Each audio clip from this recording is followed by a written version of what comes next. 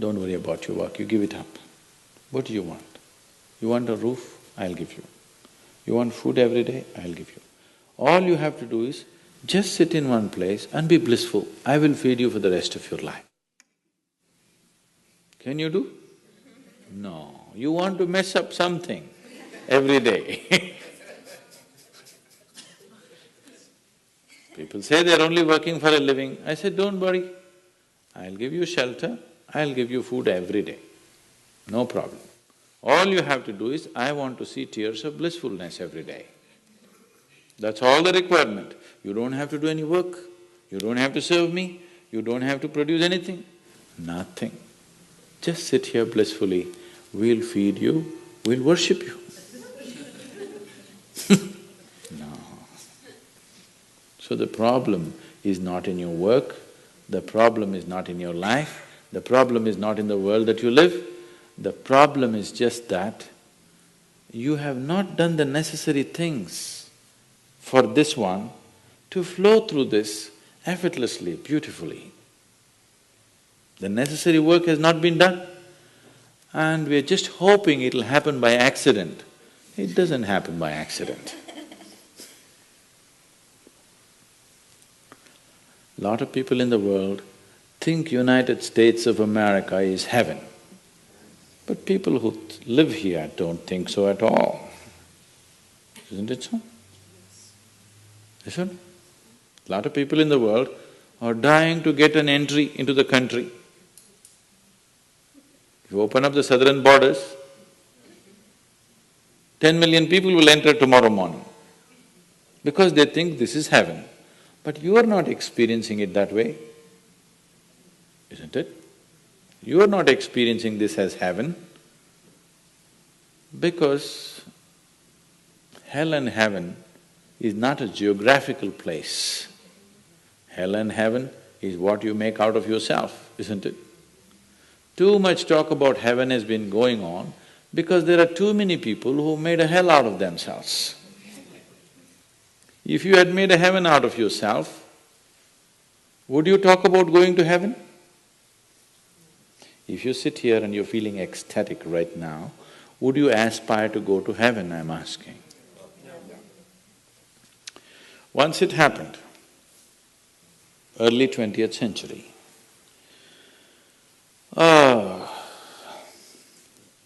an Orthodox Greek church, a bishop from that church, Orthodox Greeks have their own separate church, they have their own pope who lives in Turkey, you know this? So a bishop from this order had heard so much about Indian mysticism and he wanted to go to India, but he never got around to make it because he had to serve the cloth that he wore. And after 60 years of age, when he is semi-retired, he got the opportunity and went to India. So he came to South India, near where we are, and he wanted to meet a mystic, a yogi. So somebody said, go up this mountain, near a cave, there is a yogi sitting, you can go. So our man went, plodded up the mountain, halfway up and went. In front of a cave, an old man with a gentle smile upon his face was just sitting with his eyes closed. So the bishop went and prostrated. He cannot do it, he is not made for that. But they had told him, if you go to India, you have to crawl. He prostrated like this and with all his four limbs he got up. The yogi looked at him with amusement. Obviously, he has never prostrated anywhere before. And he smiled. Then the bishop said, I am like this, I am a bishop. I have served in the church for so long, but I have a few questions, can you answer? The yogi smiled and said, yes, please, whatever the question. Then the bishop asked, what is life? At the age of 60. What is life? So the yogi closed his eyes, became very blissful and said, life is like the fragrance of a jasmine on the spring breeze. And tears of blissfulness flowed out of his eyes as he was saying this. Then the bishop said, no, no, no. Our Pope has told us life is like a thorn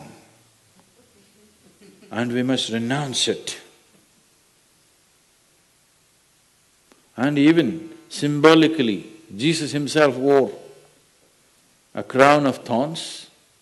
So, how come you say this? Our Pope says otherwise. The yogi looked at him, smiled and said, well, that's his life.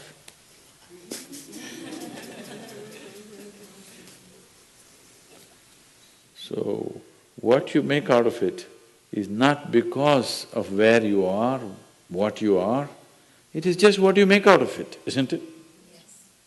So, have you created the necessary mechanism? Have you created the necessary system? Have you created the necessary ingredients within you to make this like the fragrance of jasmine on a spring breeze and not a thorn?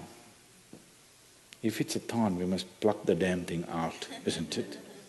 Isn't it so?